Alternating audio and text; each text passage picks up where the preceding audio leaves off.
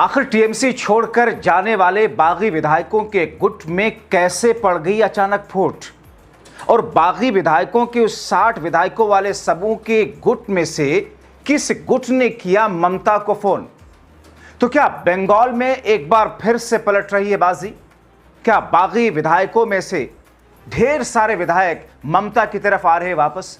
स्वागत है आप सभी का। आप देख रहे हैं द राजनीति का विशेष सेगमेंट खबर और विश्लेषण। मैं हूं जबार खान। दोस्तों, कहा यह जाता है कि राजनीति में हमेशा अनिश्चितताओं का खेल बना ही रहता है, कभी भी कुछ भी हो सकता है। बंगाल में जो कुछ होता हुआ दिखाई दे रहा है, जाहिर तौर पर अगर ये अपने अंजाम तक पहुंचा तो फिर भारतीय जनता पार्टी के सपनों को शीशे की तरह चकनाचूर करने वाला है। दोस्तों, बिना किसी भूमिका के सबसे पहले आपको दरबारी मीडिया ही की कुछ खबरें, उसकी हेडलाइंस दिखाते हैं ताकि किसी को यह ना लगे कि कहां से ये खबरें आई। देखिए, देश के बड़े अखबार ने क्या लिखा है। जनसत्ता लिखता है कि टीएमसी को बचाने में जुटी पूर्व मुख्यमंत्री ममता बनर्जी, विधायकों की बैठक। दूसरी हेडलाइन देखिए, आज तक ने लिखा कि बागी गुट में फूट पड़ चुकी है। कई सारे ये कह रहे हैं कि ममता बनर्जी हमारे नेता, हम नहीं मानेंगे। अब टीएमसी के बागी विधायक के गुट में फूट। पश्चिम बंगाल में टीएमसी बगावत का सामना कर रही है। बागी गुट के नेता ममता बनर्जी को ही एक तरीके से अपना नेता मान रहे हैं। इसे लेकर अब बागी गुट में फूट पड़ती हुई दिखाई दे रही। अब इसके आगे देश के एक और बड़े मीडिया हाउस ने क्या लिखा वो भी देख लीजिए कि टीएमसी में चल रही जबरदस्त उथल पुथल के बीच मुख्यमंत्री ममता बनर्जी ने शुक्रवार को अपने आवास पर विधायकों की एक अहम बैठक बुलाई। सूत्रों के मुताबिक ममता बनर्जी ने पार्टी नेताओं के साथ ही कई बागी विधायकों से टेलीफोन पर बात भी किया। एक और अखबार आगे लिखता है, नेतृत्व परिवर्तन की राख छिड़ गई। नेतृत्व परिवर्तन के मुद्दे पर अब बागी गुट में फूट पड़ती दिख रही है।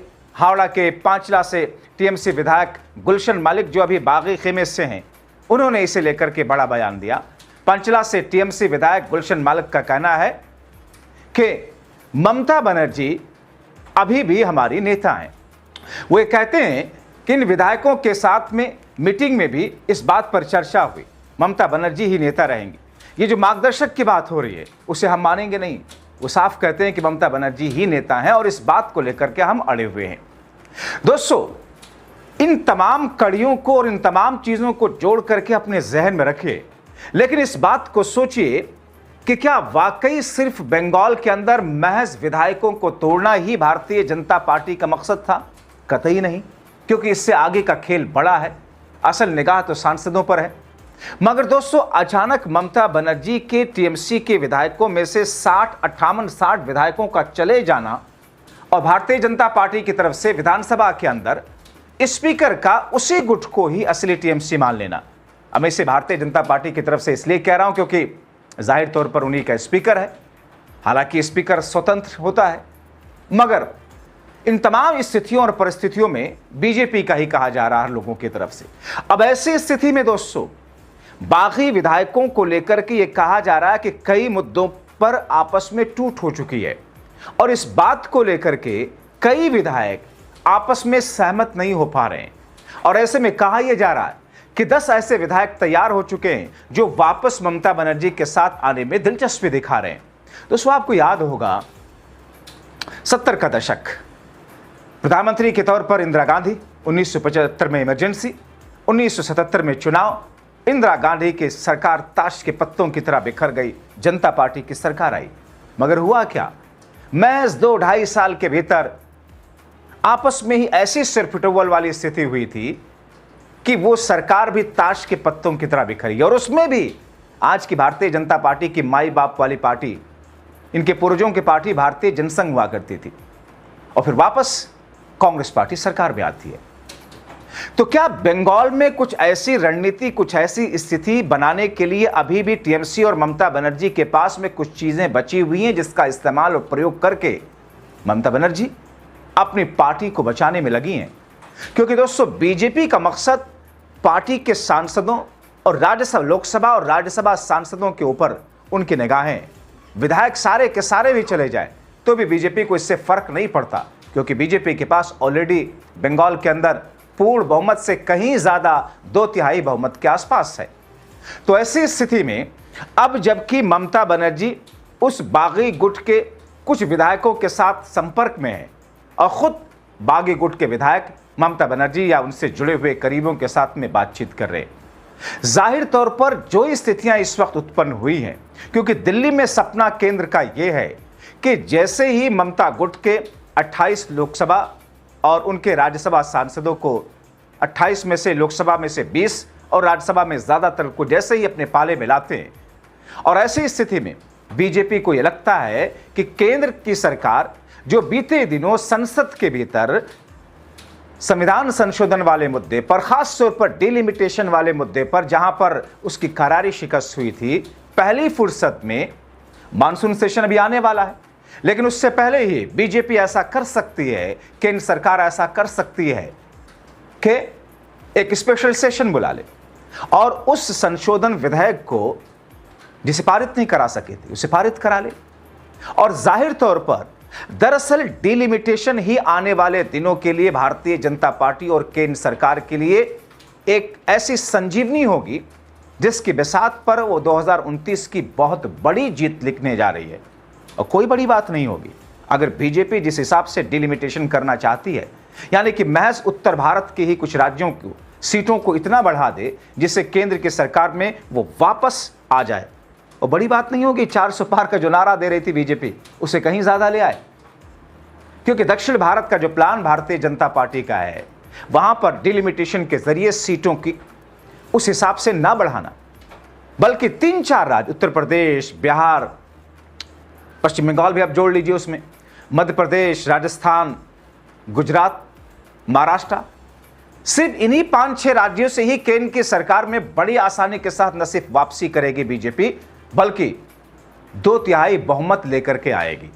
जो डिलिमिटेशन का प्लान भारतीय जनता पार्टी का, इसीलिए टीएमसी के सांसदों की जरूरत है उसे। और ऐसी स्थिति में विधायकों से एक शुरुआत की गई एक वाटर टेस्टिंग के तौर पर कि विधायकों को तोड़ने के बाद में देश के अंदर स्थिति क्या होती है, क्या मामला चुनाव आयोग के वाया चुनाव आयोग कोर्ट पहुंचता है, और उसमें चुनाव आयोग भी मामला अगर जाता है तो फिर क्या होगा, क्योंकि वहां तो ज्ञानेश कुमार जी हैं। लेकिन इस बीच में जो 2 दिनों के पहले, ये बीते 24 घंटे में जो ट्विस्ट आया राहुल गांधी की उस दावे के बाद कि पर्सनली ज्ञानेश कुमार उनको मैसेज कर रहे हैं, भारतीय जनता पार्टी की उस पूरी बिसात को हिलाने का काम कर रही थी। लेकिन बीजेपी की बिसात बिखरी नहीं है। अब ऐसी स्थिति में अगर 60 में से या 58 विधायक जो भारतीय जनता पार्टी की तरफ अभी तो नहीं गए, लेकिन टीएमसी से अलग होकर के गुट हो गए और एक तरीके से उनको भारतीय जनता पार्टी का सहयोगी ही माना जाए, अगर उसमें से आधे भी वापस आ जाते हैं तो फिर मोरल ग्राउंड पर, या फिर यूं देखें कि भारतीय जनता पार्टी का खेल आधा तो बिगड़ जाएगा। और जितने सांसदों को ले जाने की बात हो रही है, एक बार फिर से वहां पर ब्रेक लग सकता है। वैसे एक दिन पहले देश के सभी बड़े मीडिया हाउसेस के साथ साथ हर जगह ये खबरें चल ही रही थी कि 28 में से 20 सांसद टूट चुके हैं टीएमसी के, बस आधिकारिक तौर पर ऐलान होना बाकी है। और उनमें से बहुत सारे ने उन 20 सांसदों के नाम भी बता दिए थे। हालांकि दोस्तों, अब जो ये बीते 16-18 घंटों के अंदर जो स्थितियां बदली हैं, जिस तरीके से ममता बनर्जी के साथ में बागी विधायकों का कन्वर्सेशन हुआ, जिस तरीके से देश के बड़े मीडिया हाउसेस अब खबरें छाप रहे हैं, उसके आधार पर ऐसा लग रहा है कि बीती आधी रात में जो कुछ हुआ उसका आने वाले वक्त में एक ऐसा नतीजा निकलेगा जिस नतीजे की बुनियाद पर ममता बनर्जी अपनी पार्टी को बिखरने टूटने से रोक पाएंगी।